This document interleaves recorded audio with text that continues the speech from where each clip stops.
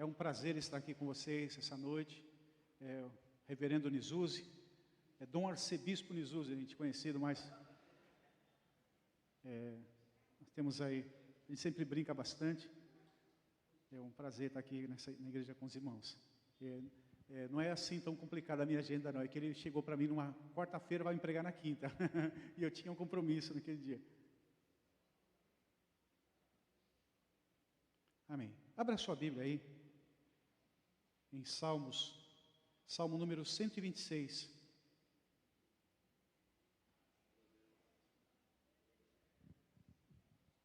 Salmos número 126.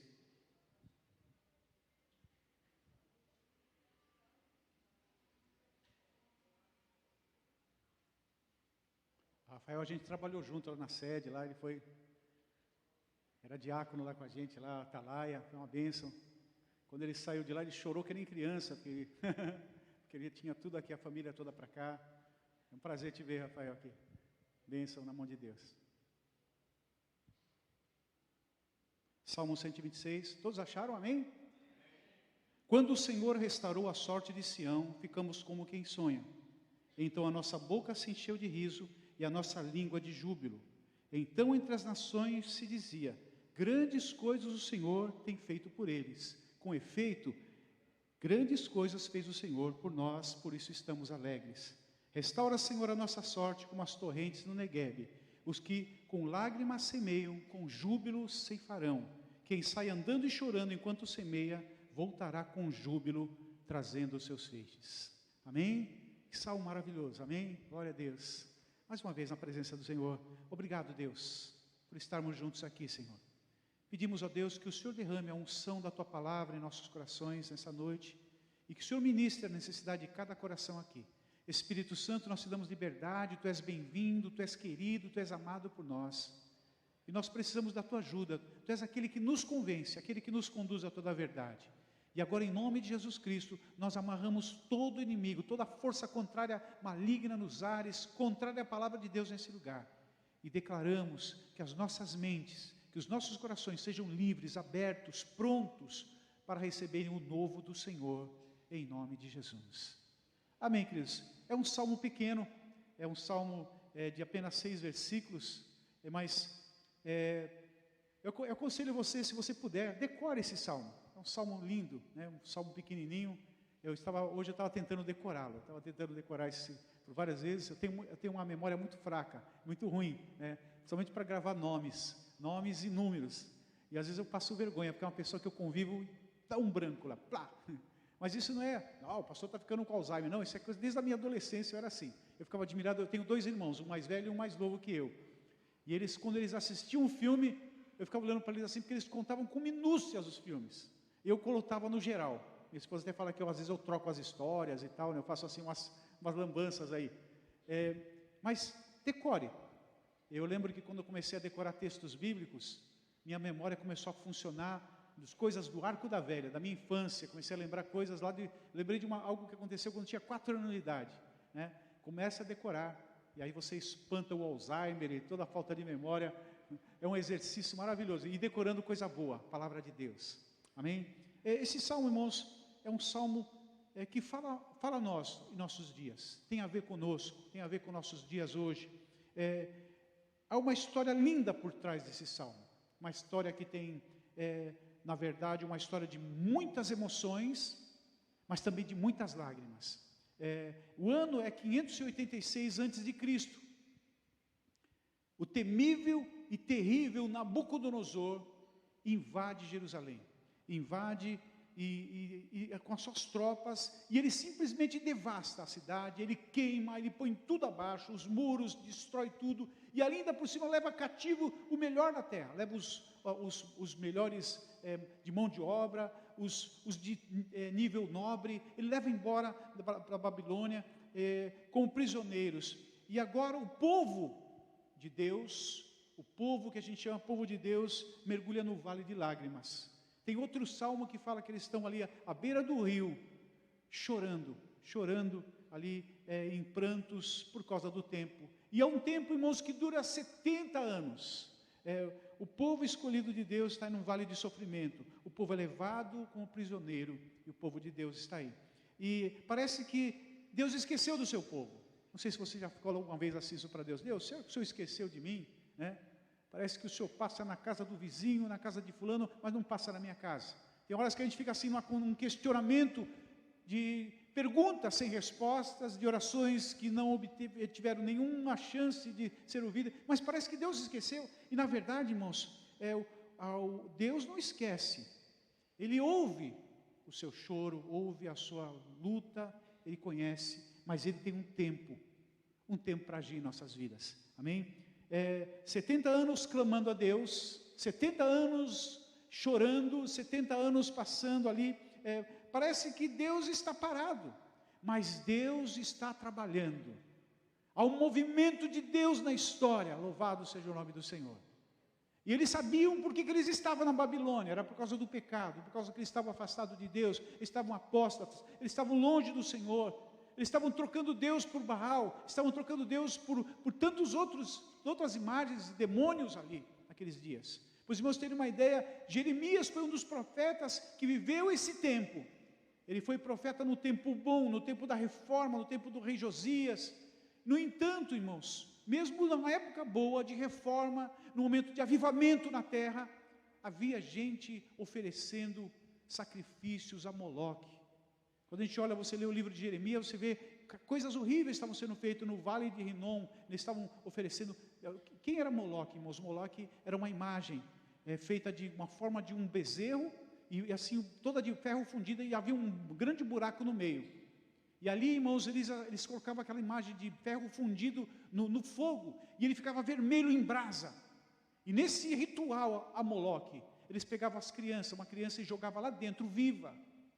E a criança, quando estava em gritos, morrendo de dor ali dentro, sendo queimada, eles tocavam as trombetas para que ninguém escutasse os gritos daquelas crianças. Isso estava sendo praticado, irmãos, no meio daquelas coisas, feitiçarias. Tudo que se afastava de Deus, até que Deus foi avisando. E Deus foi avisando e levantando profetas, entre eles Jeremias, que chegou nesse momento. E chegou um momento que Deus falou assim: agora vai ver, vocês vão ser levados cativos. E não vai ser 7 dias, vai ser 70 anos. Pode ver que Jeremias fala claramente, vão ser 70 anos. Não fiquem pensando que vocês vão voltar logo para a terra, porque vocês não vão. Vocês vão passar 70 anos nesse exílio. E aí, irmãos, período que a gente vê Deus movendo na história.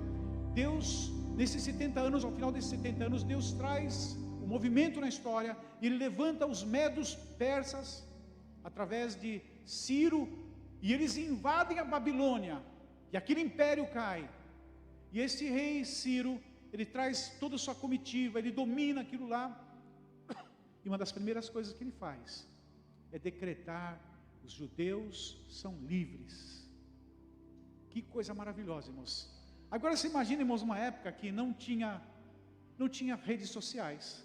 Hoje a gente tem redes sociais que a gente sabe das coisas quase que instantaneamente. Olha, morreu o pai de fulano, todo mundo já sabe, que a notícia corre pelo WhatsApp, por todas as redes, todo mundo sabe de tudo. Agora você imagina, um rei decreta lá: vocês estão livres, os judeus são livres. E como é que chega lá? Como é que chega nessas pessoas? Alguma pessoa, começa a chegar um judeu falando com o outro: olha, o rei decretou nossa liberdade. Aí eu fico perguntando: será que é mesmo? Será que é verdade? Quando alguém vem com uma notícia muito boa para a gente fica duvidando. Será que isso não é fake news? Será que isso não é uma notícia falsa? E aí a gente fica pensando assim: me belisca para ver se eu não estou sonhando. Por isso que esse texto é assim: quando o Senhor restaurou a sorte de Sião, ficamos como quem sonha. Eu estou sonhando, Eu lembro de uma história de alguém que contou assim, de alguém que estava indo para uma empresa, trabalhava numa empresa, e essa empresa estava mandando todo mundo embora. Ele estava assim num lugar, no escritório, e aguardando. Só faltava aquele camarada ser chamado. Todo mundo era chamado para a sala do chefe: rua, você está indo mandando embora, você tem tantos dias aqui, seu serviço não nos interessa mais. E aquele rapaz, tremendo, porque sabia que a hora ia chegar, a hora dele, todo mundo da sua repartição já foi chamado, e ele não. E aí chega uma hora que alguém grita o nome dele: ô fulano, chegou a tua vez, vai lá no escritório. Cada um que entrava no escritório saía com notícia ruim, saía triste lá de dentro. Agora você imagina esse moço entra lá dentro, e aí aquela pessoa que está conversando lá, que é o chefe, o dono da empresa, fala assim: nós estamos passando um momento muito difícil, um momento de muita recessão, e nós estamos fazendo cortes aqui.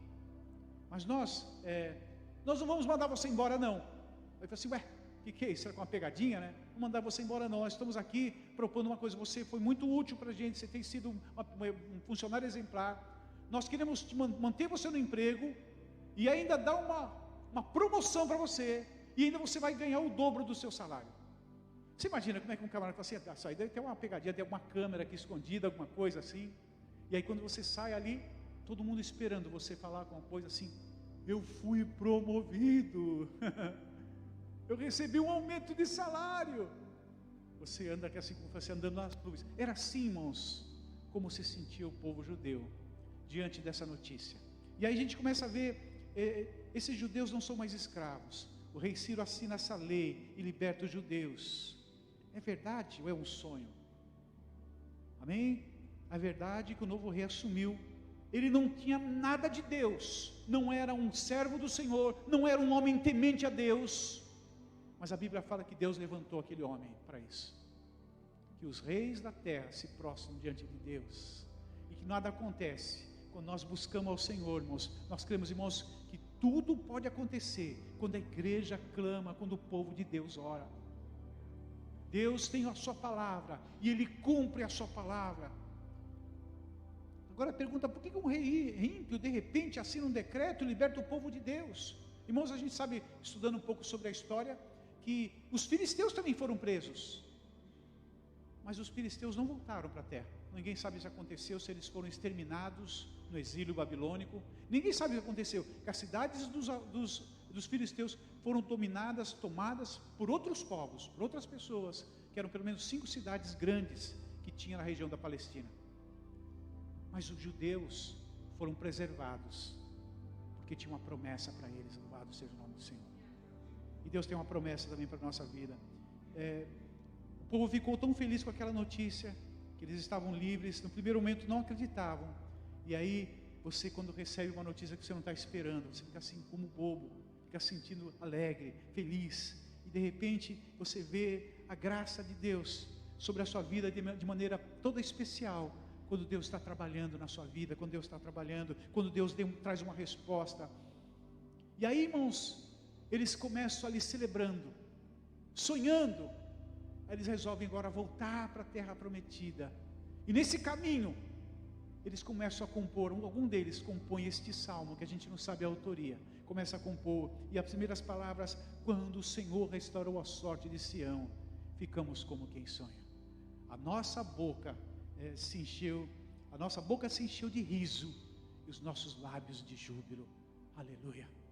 Eles começam a compor. Acredito que as primeiras letras dessa música começaram a ser compostas nesse caminho, nessa ida. E eu gostaria de olhar esta noite com respeito a essa história, este salmo, tirar 4 lições para as nossas vidas, que são para edificar você, para se você está passando por algum tipo de aprisionamento espiritual, se você está vivendo um momento de luta, de dificuldades, de problemas na sua vida, sabe que Deus é por nós. Deus está conosco, e Deus tem uma palavra para cada um de nós, e Deus tem um tempo de agir em nossas vidas. Louvado seja o nome do Senhor. Primeira lição que eu queria compartilhar é que nós podemos aprender aqui, que com Deus, volte a sonhar com a restauração que vem do Senhor. Aleluia. Volte a sonhar. Diga para o irmão do lado, irmão, volte a sonhar.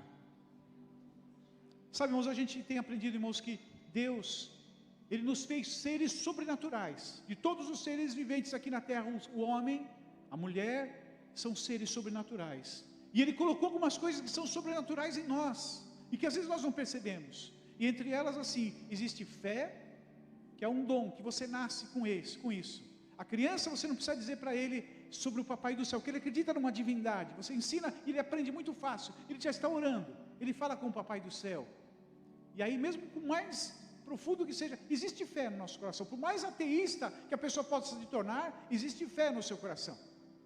É uma arma sobrenatural, e que você vai e você consegue invadir áreas que o mundo não compreende, e você consegue viver milagres e andar sobremaneiramente num outro patamar, mesmo vencendo enfermidades das mais terríveis, e você consegue vencer através da fé.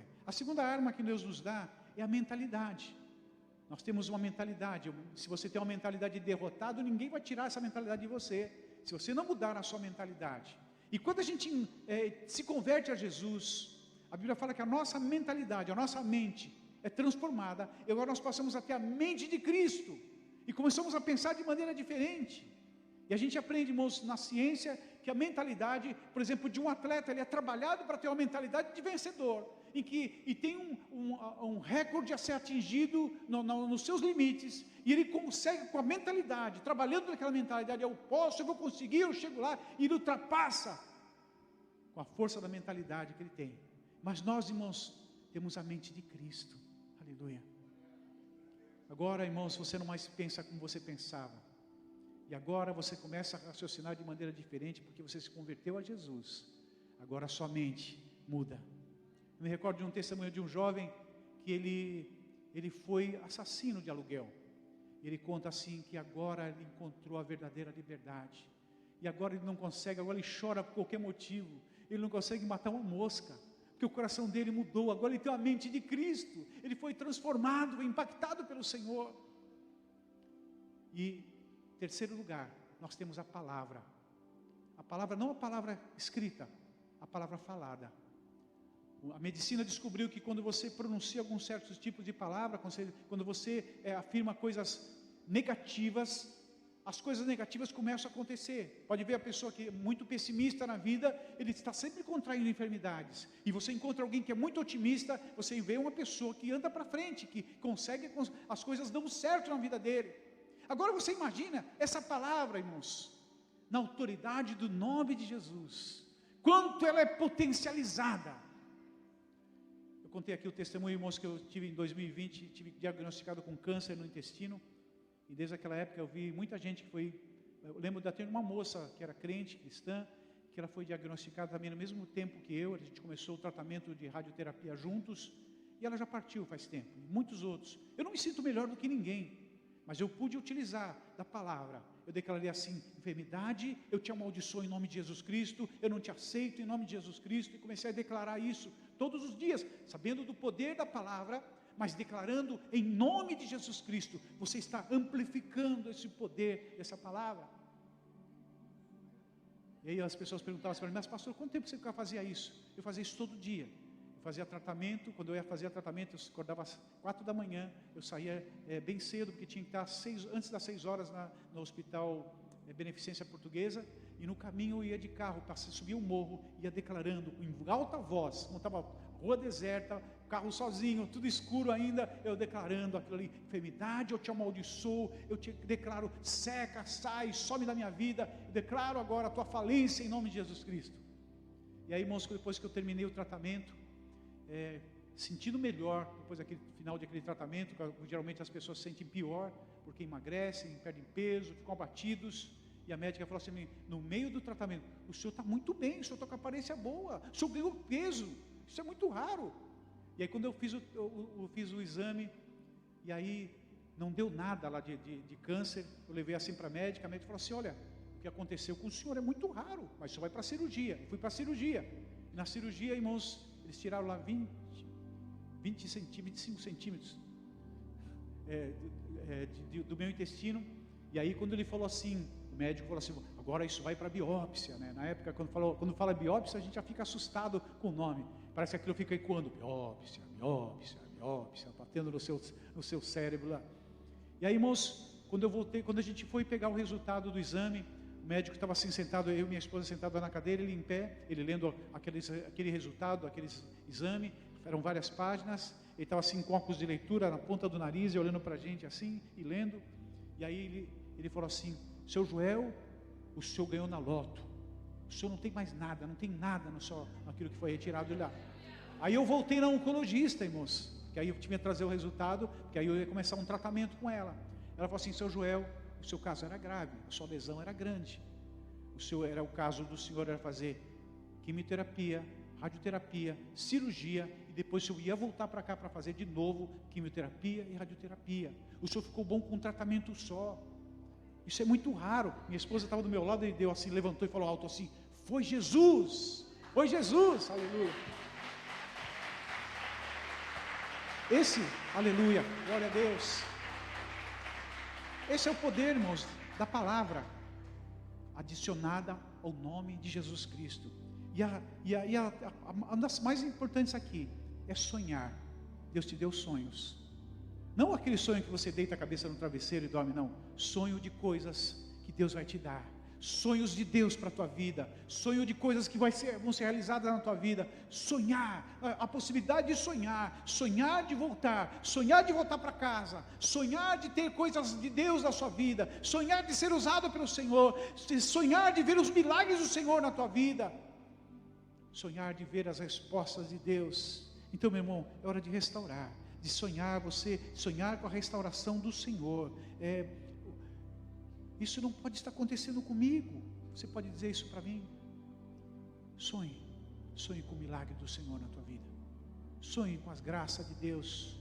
Se você está passando problemas de relacionamento, sonhe no teu casamento, sonhe no relacionamento que você está tendo com seus filhos. Hoje nós estamos tendo um alto índice de filhos que foram criados no Evangelho e que estão afastados do caminho. Quantos pais estão hoje chorando pelos filhos que não querem mais ir para a igreja? Eu me recordo de uma moça, nossa igreja, uma das igrejas que eu fui pastor, que ela falou assim para a filha: filha, até que você completar os 18 anos, você vai comigo para a igreja. E a menina ia em todos os cultos, ia na reunião dos jovens, sentava com a mãe, até o dia que ela completou 18 anos, ela falou assim para a mãe: eu completei 18 anos, eu não me esqueço daquela palavra que a senhora falou para mim, que quando eu completasse 18 anos, eu podia abrir mão da minha fé. Eu não vou mais para a igreja com a senhora. Uma menina boazinha que estava no culto, de vez em quando ela estava lá na célula dos jovens, compartilhando, falando, e de repente, irmãos, não quero ir mais para a igreja. E a mãe não consegue de jeito nenhum convencê-la a voltar. E a gente começa a ver, irmãos, isso está acontecendo, e isso está acontecendo cada vez mais. O que está acontecendo com essa juventude? O que está acontecendo com essa garotada? Sonhe que você vai estar no meu caminho, você está no caminho do Senhor. A semente que foi gerada na tua vida vai germinar, vai dar fruta em nome de Jesus Cristo. A palavra que você aprendeu naquela escola dominical vai marcar a tua vida. Eu nasci também no lar evangélico, irmãos.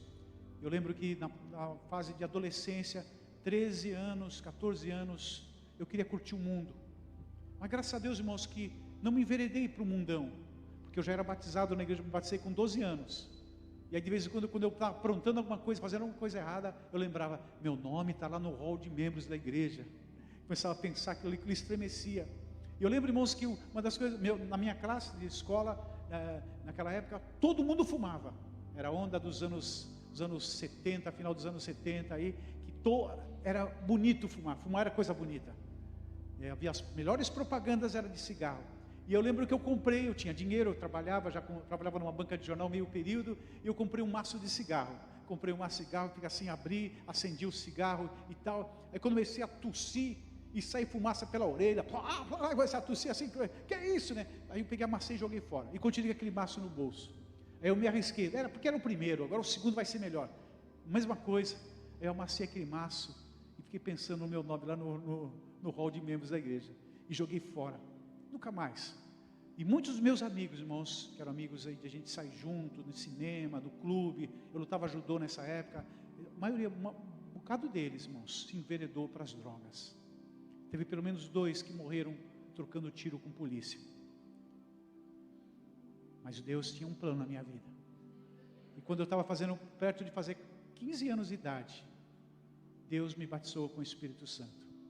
Foi quando a gente estava começando a Peniel, ainda chamava-se Igreja Batista de Renovação Espiritual. Eu conheci o pastor Nilton, eu tinha 15 anos, eu tinha completado 15 anos, fazia poucos dias, e o pastor Nilton tinha 13 anos.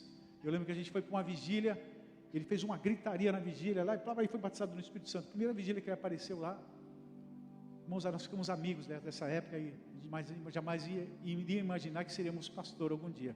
Porque a gente era aquele adolescente que perturbava o pastor. Eram perturbava o pastor Laerte.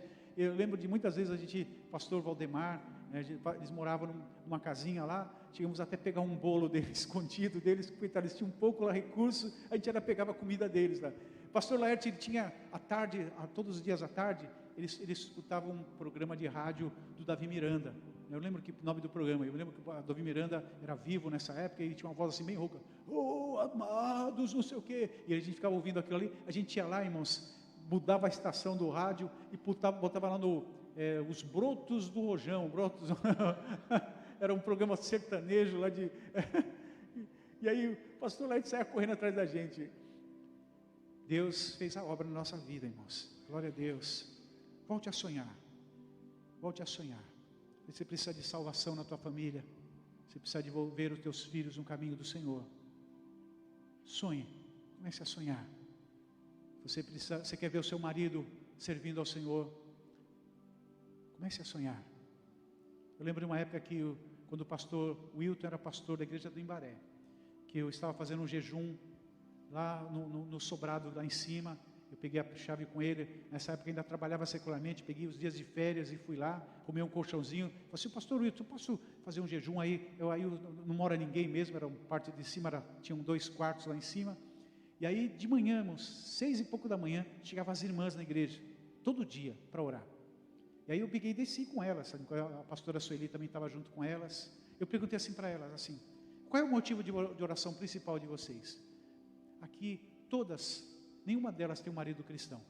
Nós estamos orando para Deus salvar a vida deles. E começaram a sonhar com aquilo. E a gente orou, lembra que a gente orou? 1 ano depois eu voltei no jejum lá, irmãos. E aí eu comecei a ouvir o testemunho daquelas irmãs. Pastor, eu não era nem pastor nessa época, eu nem sonhava ser pastor. E falaram assim para mim, olha, a maioria dos nossos maridos estão aqui servindo ao Senhor. E agora, elas profetizavam assim, que eles vão ser mais crentes do que nós. E aí eles não saíam da igreja. Deus estava salvando a vida daqueles amados lá, para a glória do Senhor. Sonhe. Deus fez, Deus faz, e Ele usa. E aí fala assim, mas pastor, aquele povo, os medo-persas, eram ímpios. Mas como é que a gente pode dizer que foi Deus que fez? Não foi Ciro. Irmãos, Deus usa quem Ele quer, do jeito que Ele quer, conforme Ele quer. Aleluia. Às vezes a gente quer condicionar Deus, que tem que ser desse jeito que Deus vai fazer. É dessa maneira que Deus vai fazer na minha vida. Irmãos, Deus tem o jeito dele fazer. E tem um jeito especial de fazer. Eu me recordo de uma história que já vi ela várias versões, mas a história era de um médico que foi convidado para ir numa igreja de uma cidade pequena. E aí aquele pastor ficou sabendo que o médico estaria lá. O pastor, ele falou assim, vou preparar uma mensagem preparada, já que ele vai vir nesse culto, quero preparar uma mensagem. Procurou os textos de Lucas, que Lucas era médico, alguns textos que só aparecem em Lucas, umas palavras em grego, que é da forma artelhos, são palavras que só o médico usava naqueles dias. E ele procura fazer uma mensagem que um médico pudesse entender. E aquele médico veio no culto, tal, foi embora. E aí, uma semana depois, aquele médico procurou o pastor. Falou assim, eu quero entregar minha vida para Jesus. Aí aquele pastor se encheu assim, olha, foi aquela palavra que eu preguei. Ele ficou assim curioso, mas não queria perguntar. E aí foi indo, ele falou assim, não aguento a curiosidade, eu queria saber, o que levou o senhor a entregar a vida para Jesus? Falou assim, o senhor lembra que eu tive aqui a semana passada? Sim, lembro sim. Quando eu estava saindo aqui do culto, estava ali descendo as escadas, tinha um senhor ali na porta, o diácono.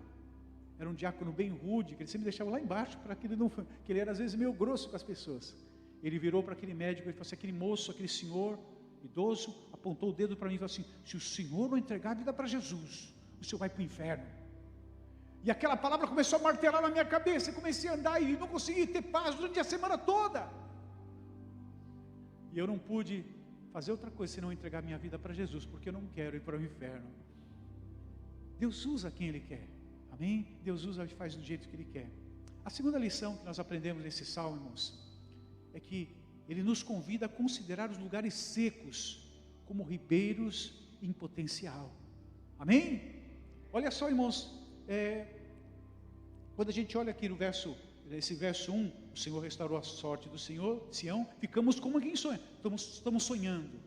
Todo mundo sonhando, e agora você vê aquela turma toda caminhando, indo para Jerusalém, voltando para a terra prometida, voltando para a terra de Deus, voltando para o culto a Deus. Mas quando eles chegam lá, o sonho vira pesadelo. Por quê? Jerusalém está caída, toda destruída, não tem vida social, não tem nada, não tem culto, não tem coisa nenhuma, está tudo quebrado, tudo queimado, tudo destruído. E aí, irmãos, a gente começa a pensar, e aí eles exclamam essa oração: restaura, Senhor, a nossa sorte, como as torrentes no Negueb. Essa oração que nós temos que fazer todos os dias: Senhor, restaura a nossa sorte, como as torrentes no Negueb. Sabe, irmãos, eles chegaram ali, viram a cidade de Jerusalém, era uma cidade fantasma, pouca gente morando lá, eram mais pessoas idosas e doentes que estavam lá, no meio daqueles escombros, gente pobre, gente simples, não tinha mais nada lá. E o que isso tem a ver com essa oração, restaura? O que eram as torrentes do Negueb? O Negueb, irmãos, era na região sul da Palestina, na região sul de Judá, no extremo sul, existe o deserto do Negueb, deserto de Judá, que eles chamam, e é um fenômeno, irmãos, que ocorre em tempos, e que você até pode procurar isso lá no YouTube, que mostra, já vi alguém mostrando esse fenômeno, que quando chovem lá nas ribanceiras, lá nas montanhas, coincide às vezes de estar no degelo também, da neve das montanhas. Então, aquele lugar, aquele deserto, é o lugar mais baixo da região, é o lugar mais fundo lá. E aí, toda aquela água que está chovendo lá, ela começa de repente, você está no deserto, e começa a ver alguns filetes de água, e aquela água começa a vir, e transforma aqui o deserto em grandes rios começam a brotar naquele deserto. E aí, irmãos, um tempo de água, tem muita água naquele lugar, e aquela água não chove no deserto, então aquela água vai ficando, até uma hora que ela vai secando, e depois que o solo absorve toda aquela água, começa a brotar flores no deserto, começa a florescer o deserto, e a geografia daquele deserto muda completamente após aquele período de águas. Animais que não são naturais daquele deserto começam a vir, as pessoas começam a visitar, aquele lugar fica bonito, com flores, até que chega de novo, até que a seca continua, e aí até que aquilo se acaba, mas aquele ciclo volta de novo, e o Negueb, e aí eles lembraram do Negueb: Senhor, o Senhor pode restaurar a nossa sorte, o Senhor pode mudar, o Senhor nos fez sonhar, agora nós temos que entender a graça, nós temos que entender que o Senhor pode fazer algo melhor aqui, que as águas do Senhor, e nós podemos orar, sim, Senhor, que as águas do Teu Espírito Santo venham sobre nós, que as águas do Teu Espírito venham ser derramadas em nossas vidas, que as águas do Teu Espírito possam brotar na minha família, nos meus filhos, no meu marido, na minha esposa, no meu trabalho. Nós precisamos dessas águas, nós precisamos das águas do Senhor. Restaura, Senhor, a nossa sorte, como as torrentes do Negueb. Às vezes nós estamos passando momentos difíceis, de aprisionamento, de lutas, dificuldades. Senhor, manda essa água do Teu Espírito Santo, que venha reanimar o nosso coração, que venha nos levantar, que venha nos colocar para cima, que venha trazer flores, florescer na nossa vida. Talvez você esteja precisando florescer no seu casamento, talvez você esteja precisando florescer no relacionamento com seus filhos que não anda bem. Esse fenômeno da natureza pode vir, algo impressionante pode vir na tua vida, florescer na tua vida. Senhor, o Senhor já nos livrou da Babilônia, mas agora estamos vivendo uma situação caótica na nossa casa, no nosso lar, está tudo perdido, está tudo arrebentado. Senhor, restaura a nossa sorte. Essa deve ser a nossa oração.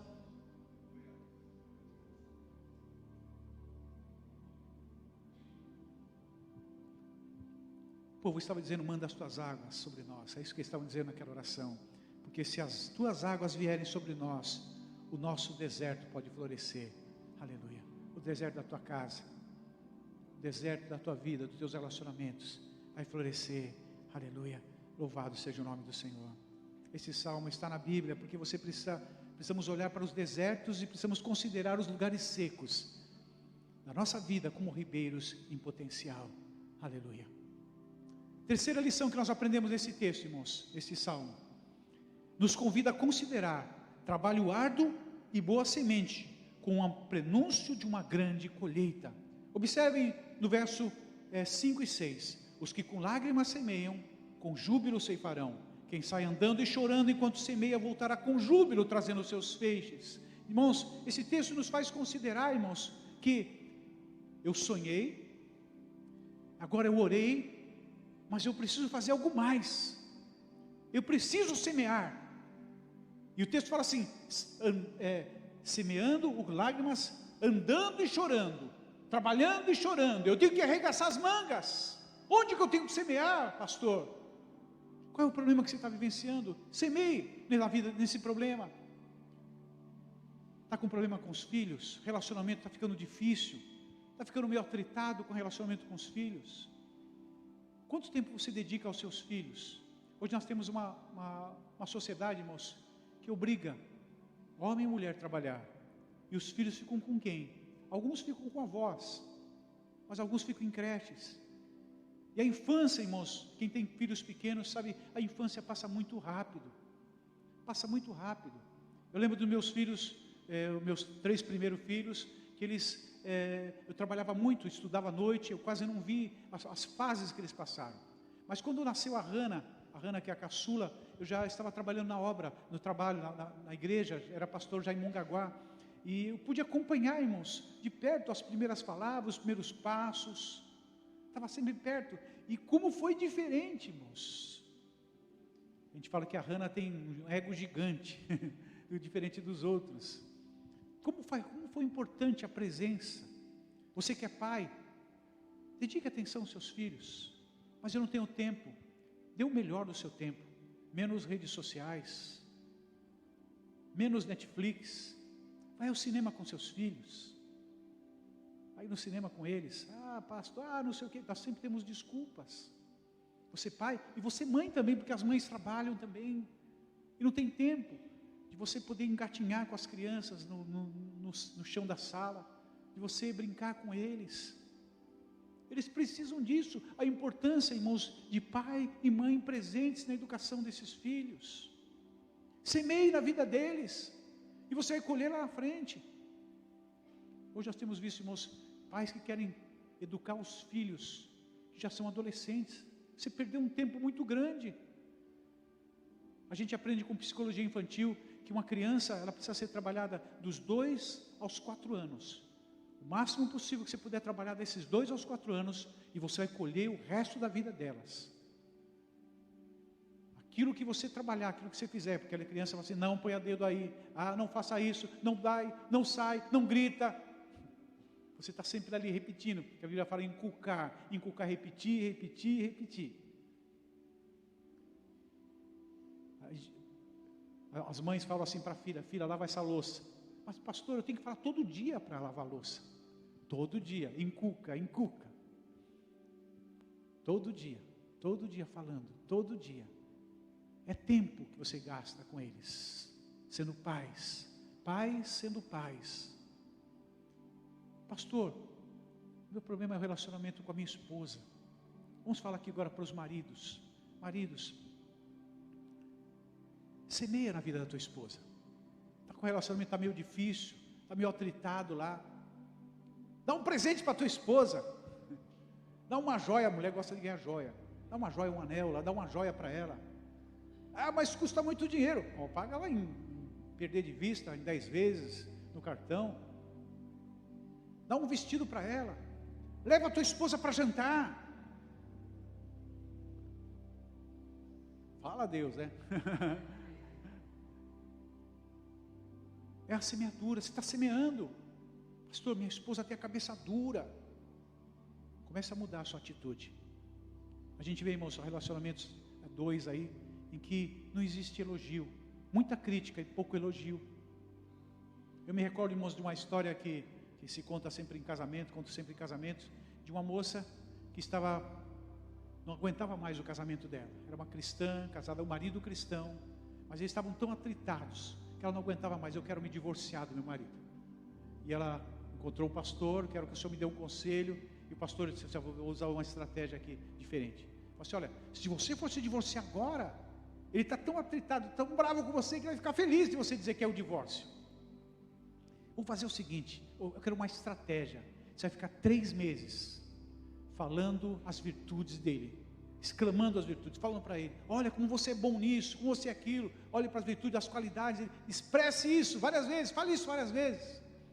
3 meses, porque ele vai ficar apaixonado por você. E aí quando ele estiver apaixonado por você, aí você, pau, e você passa a rasteira nele, eu quero me divorciar. E aí, marcou 3 meses para ela voltar. 3 meses, 4 meses, 5 meses, nada. Aí um dia ele encontra numa feira livre. Ô fulano, você ficou de combinar de fazer o divórcio, o que aconteceu? Pastor, eu comecei a falar das virtudes dele. Eu comecei a ver que aquilo teve um feedback. Ele começou a mudar comigo, ele começou a me tratar melhor, ele começou a mudar. Depois comecei a falar as coisas boas que ele faz, as coisas como ele é, as qualidades que ele tem. E eu comecei a pensar, onde que eu vou arrumar um marido tão bom como esse? Às vezes nós precisamos semear. Você está com raiva, você está com orgulho ferido por alguma coisa que o teu marido fez, né? Maridos, semeia na vida da tua esposa, semeia na vida dela, semeia. E as mulheres? Eu vou chegar nas mulheres também lá. Mulheres. Fala, Jesus. Trate melhor seu marido. Às vezes a gente vê, irmãos, esposas que maltratam o seu marido em público. Meu marido é um palhaço.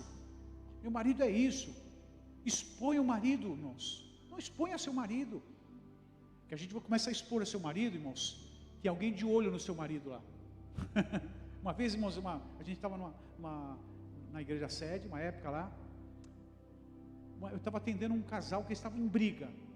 Até que chegou um dia que ele chegou na igreja e não quero mais saber e tal, e a mulher brava saiu, pegou o carro e foi embora, no meio do culto, foi embora e largou ele lá. Naquela mesma hora que aconteceu aquilo, tinha alguém de olho lá. Aí era uma irmã lá, toda lá, apareceu e tal, e começou já a chavecar aquele irmão lá. E aí a pastora Maura chegou assim para ela, irmã, esse homem tem esposa, ele é casado.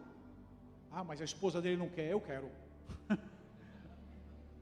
Irmãos, cuidado. Semeia na vida do teu marido. Ele chega cansado, faz um suquinho geladinho para ele. A mulher fala assim, eu quero bater uma vassoura na cabeça dele. Isso sim.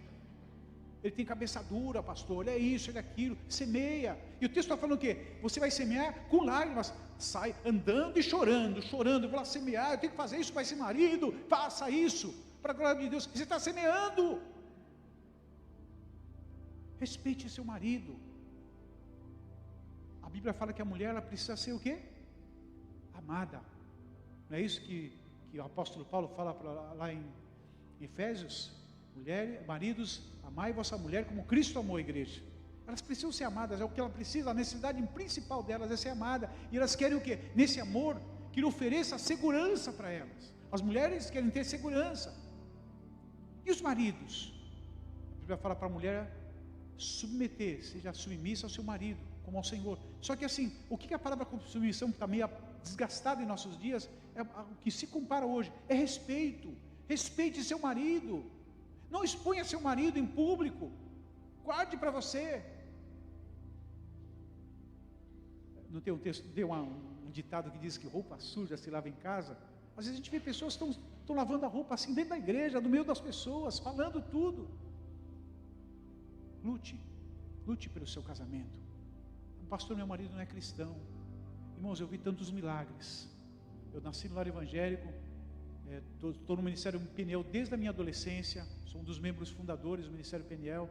Eu já vi muita história de restauração, de milagres de Deus, em casamentos, que Deus mudou a história. Deus mudou. Quarto lugar, outro lugar que nós precisamos semear, é no trabalho. Trabalho. Às vezes eu vejo alguns jovens aí, irmãos, o jovem hoje está uma loucura de fazer tatuagem. Nosso ministério não aprova a tatuagem, mas os jovens eles fazem. E aí ele fala assim, eu fico no banco, mas eu vou fazer a tatuagem.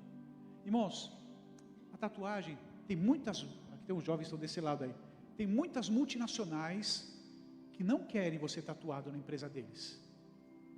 E eles olham, eles não vão falar para você que é por causa da tatuagem. Eu tenho um jovem da nossa igreja sede que ele passou por uma entrevista numa multinacional e ele falou assim, o senhor tem alguma marca no corpo? Marca? Que marca? O que é isso? Aí depois ele falou assim, tatuagem. Eu falei assim, não tenho não. Quando o senhor for fazer o exame médico, se o senhor tiver, está me enganando, o senhor está na rua, você não vai estar se aprovado. Ele estava já na última fase de aprovação lá daquela empresa. E ele realmente não tinha. Então a gente está vendo hoje um momento em que você tem que ser o melhor funcionário, seja exemplar. Hoje tem jovens assim que não querem fazer nada. Isso eu não quero fazer não, isso eu não posso fazer, isso eu não gosto. Eu lembro da história que eu vi, acho que eu vi, não foi nas redes sociais, alguém que me mandou a história de um rapaz que estava revoltado, porque a vida inteira o pai falava na orelha dele: olha, a luz está acesa, apaga essa luz. Aqui nós não somos sócio da Piratininga, né? Paga a luz aí, a luz da casa está toda acesa, tem 2 televisões ligadas, você liga a televisão e sai, não fica assistindo televisão, o computador está ligado, e não sei o que mais. Tem uma torneira aberta, fecha a torneira, está pingando, olha aí, aperta a torneira. E ele sempre falando assim: faça isso, faça aquilo. Aí um dia ele fala assim para o pai assim, falou: papai e mãe, olha, eu vou arrumar um emprego, eu vou sair dessa casa, eu quero morar sozinho, eu não aguento mais essa ladainha, essa coisa toda. Aí ele foi fazer uma entrevista de emprego. Quando ele chegou lá naquele lugar, tinha bastante gente lá dentro, né, para a entrevista de emprego. Aí ele viu assim, tinha um jardim grande, e tinha uma torneira com a mangueira aberta lá, jorrando, aquelas palavras do pai dele martelando na cabeça dele: fecha a torneira está aberta, fecha a torneira. Ele falou, começou a resmungar e fechou a torneira. Aí ele foi andando lá, tinha um galpão assim, tinha um monte de papel picado no chão, e o pai dele falava assim: tem iniciativa, não deixa assim, vai, está vendo o negócio no chão, pega do chão. Ele começou a recolher os papelzinhos que estavam no chão, já que não estou fazendo nada mesmo, ele era o último da fila, e foi jogando tudo no lixo. Aí ele andou assim, tinha uma sala grande, com um monte de luz acesa. O pai se falou assim: tem que apagar essas luzes, não tem ninguém aqui. Aí foi lá e apagando, plom, plom, plom, plom, apagou lá. Aí quando chegou a vez dele, o rapaz assim entrou na sala da entrevista e falou assim: quando que o senhor pode começar a trabalhar aqui? Como assim? Eu vim fazer uma entrevista, não vai entrevista? Não, a sua entrevista começou quando você entrou lá. Você foi o único que fechou a torneira que nós deixamos aberta. Nós deixamos aquilo tudo de propósito, para ver a sua iniciativa. Vejam só, irmãos, como é a diferença. E hoje a gente vê, irmãos, pessoas que não têm iniciativa nenhuma. A gente briga com os nossos filhos. Tem iniciativa. Está vendo uma coisa? Não deixa. Às vezes a gente vê os filhos que pisam nas coisas e não pegam do chão. Semeia. É uma semeadura. Tem iniciativa dentro da sua casa, no seu trabalho. As pessoas estão de olho em você. Quer uma promoção do trabalho? Semeia. Comece a semear. Lágrimas, não gosto de fazer isso, mas eu vou fazer. 4º lugar. Já estamos encerrando. Nosso tempo está indo embora aí. 4ª lição. Esse salmo nos convida a considerar que a bênção de Deus nos fará regozijar outra vez. Amém? Esse é o ano do regozijo, o ano da alegria, o ano do júbilo, né? Nós vamos jubilar, irmãos. É o ano de nós jubilarmos. Esse salmo nos considera que a bênção de Deus nos fará regozijar outra vez. Volte no verso 2, quando diz assim: então a nossa boca se encheu de riso, e a nossa língua de júbilo. Então entre as nações se dizia: grandes coisas o Senhor tem feito por eles. Com efeito, grandes coisas o Senhor fez por nós, por isso estamos alegres. Quando você chegar no final de tudo isso aqui, você vai ver a graça e a glória do Senhor. Estamos voltando para a terra, a resposta de Deus está em nós. Quando nós olhamos, irmãos, para isso, às vezes a gente fica pensando, trazendo para a volta nossa vida, algumas histórias de traumas. Quantos de nós já passamos por traumas na vida? Todos nós aqui, acredito que já tenhamos sofrido algum tipo de bullying na vida. Isso fez com que você passasse, que você chegasse até hoje aqui. Eu lembro na escola, que era assim, o menino usava óculos, era quatro olhos, né? Aí na época que era uma onda de piolho na escola, a mãe raspava a cabeça careca. Escorregador de piolho, não sei o quê. Era bullying para todo lado, irmãos. E ninguém ficou doente por causa disso. Todos nós passamos por alguns tipos de traumas. Traumas de algum acidente, de alguma violência que sofreu, de alguma injustiça.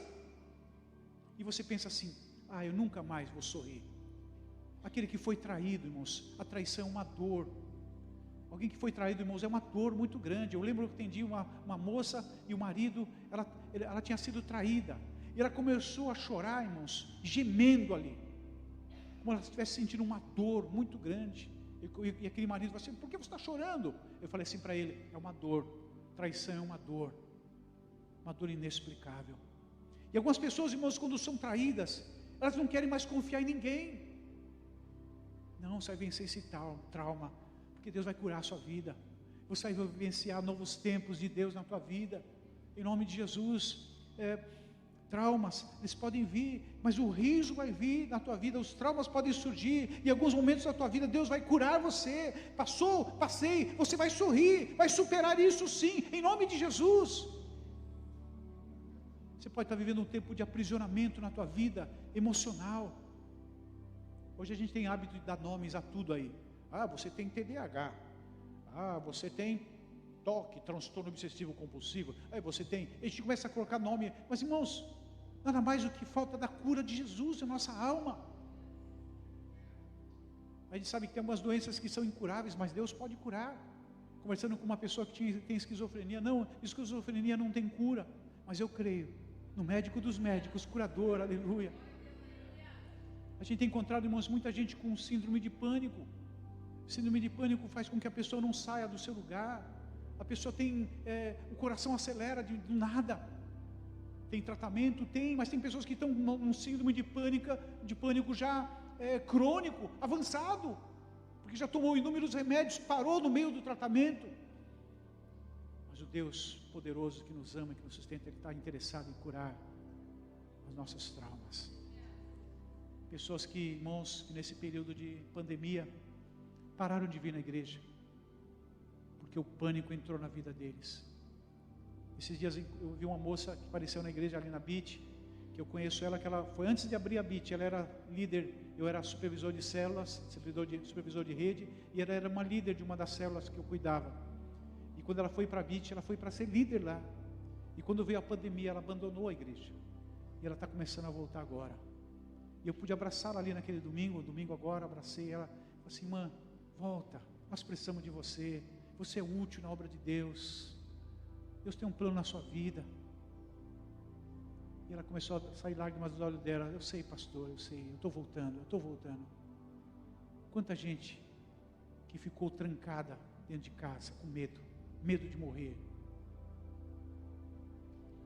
Deus quer curar você nessa noite, meu irmão. Se você está trazendo algum trauma da sua infância, da sua vida, de alguma dor que está no seu coração, Deus quer curar você nessa noite, em nome de Jesus. E você pode estar afirmando: eu nunca mais vou sorrir, vou voltar a sorrir. Você vai sorrir, porque Deus está aqui para te restaurar, aleluia. 70 anos depois, o povo de Deus, que jamais pensava que nós nunca mais vamos voltar como nação, nós nunca mais vamos voltar à nossa terra, nós estamos de volta aqui. Quem viu, passou 70 anos, quantos que eram idosos, que foram levados cativos, que morreram no caminho lá, que morreram de velhice, e não viram a volta para a terra prometida, não viram a volta para Jerusalém, e agora, irmãos, estão vendo isso, estão como quem sonha, estão agora sorrindo de novo. Louvado seja o nome do Senhor. Eu queria convidar você a vir aqui à frente, você que está passando por um tipo de aprisionamento, algum problema na sua área, na sua vida, seja ela familiar, seja no relacionamento com os filhos, com o cônjuge, seja no trabalho. Pastor, eu estou desempregado há muito tempo, eu não consigo nada, as portas estão fechadas, ou talvez algum tipo de enfermidade que está atacando a sua vida. Saia do seu lugar. Eu queria convidar você a vir aqui à frente. Eu quero orar por você. Vamos colocar de pé, irmãos. Quero orar pela tua vida. Quando o Senhor restaurou nossa sorte, ficamos como quem sonha. Declare isso no teu coração nessa noite, em nome de Jesus.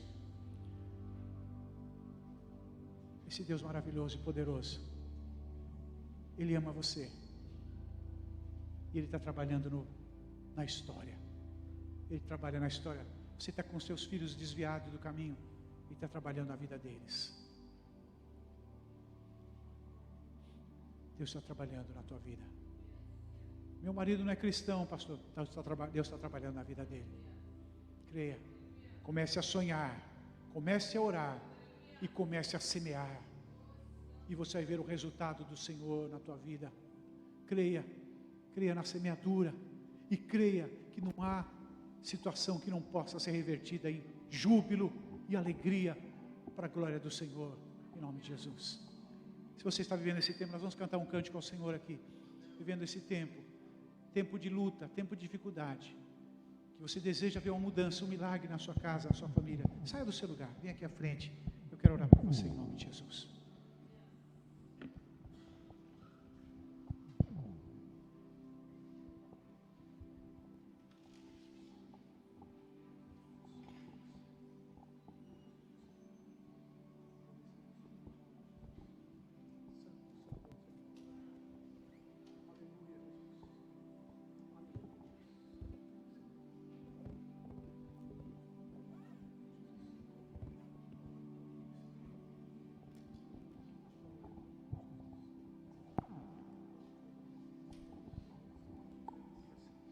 Glória ao teu nome, Jesus. Louvado seja o nome do Senhor. Exaltado seja o nome do Senhor. Nós te adoramos, ó Deus. Tu és digno de glória, digno